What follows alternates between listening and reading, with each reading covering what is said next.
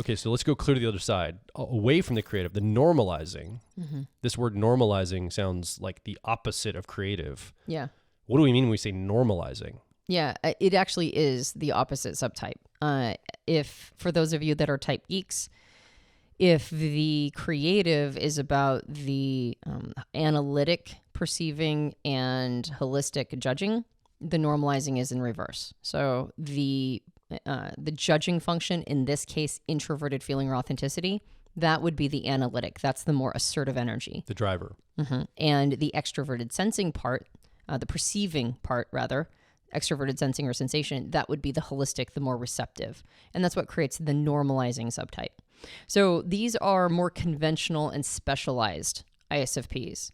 They're going to be more serious, private, focused on balance. They're steady. They have a perfectionistic streak to them.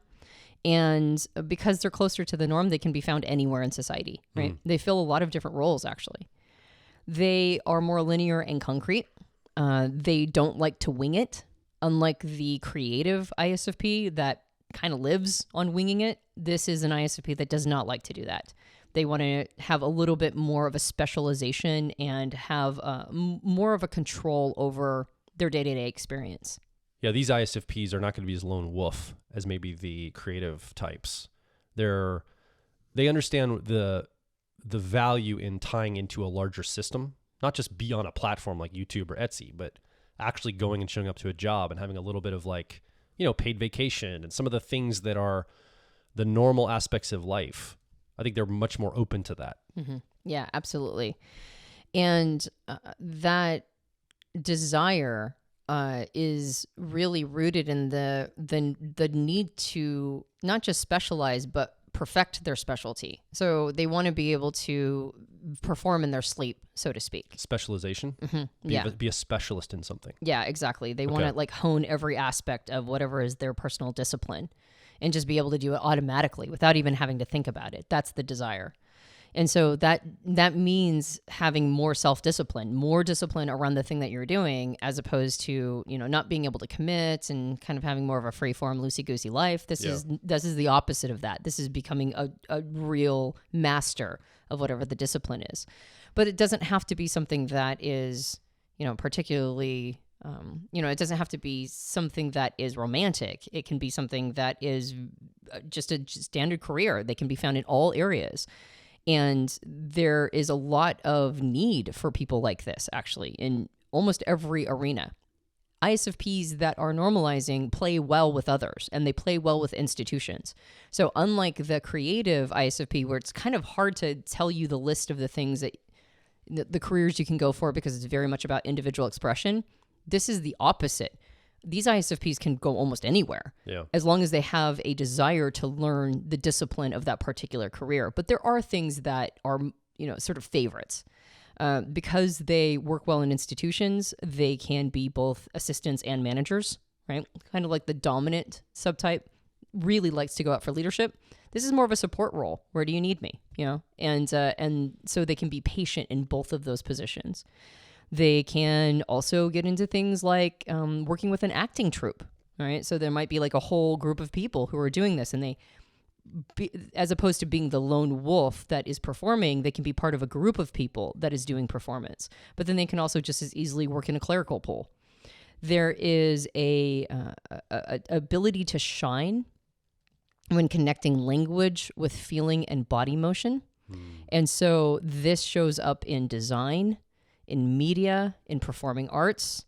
It shows up in education. It shows up in social work, right? Anything that can combine this idea of expression with physicality.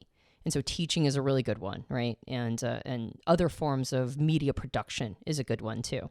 But ultimately, because of their desire to self-educate, their desire to get really good at whatever it is that they're doing, can go anywhere as long as it's a place of interest. Yeah. And you can also see why maybe this style of ISFP, if you lean this way, you probably have struggled with, am I really an ISFP? Maybe I'm a different personality type altogether. Like maybe I'm a complete, maybe ISFJ or something, because I seem to be okay with being an institution and just doing the same thing every day. So am I still an ISFP? And just if you notice, there's this smell in the air. There's this energy of expression that runs under everything. Doesn't matter which of these four, and we're going to talk about harmonizing next. There's a level of needing to express yourself. This is just the way you do it. So let's talk about that normalizing, that final subtype for ISFPs, normalizing. Oh, we just talked about normalizing. Excuse me, harmonizing. Excuse me, harmonizing. Yeah. One more note on the normalizing, though, is that there tends to be, even with the normalizing subtype, there does tend to be a little bit of a restlessness. And so we talked about this with ESFPs, how the normalizing ESFP needs to have a hobby that's exciting or interesting, or maybe something that's like a long-term project, like writing a book. The normalizing ISFP also has to have outside interests. Yeah. Their career is not going to be enough for them. And so they tend to do a lot of, like, they have very interesting side hobbies that support their, whatever it is that they're applying themselves to in their day job. Yeah. And that's important, right? And I think this is probably the case for a lot of well, actually, most people need to have a hobby or two to supplement whatever they're doing in their day job. But I think this is particularly important for the SFP types or the SP types who need to have their extroverted sensing or sensation aspect of themselves.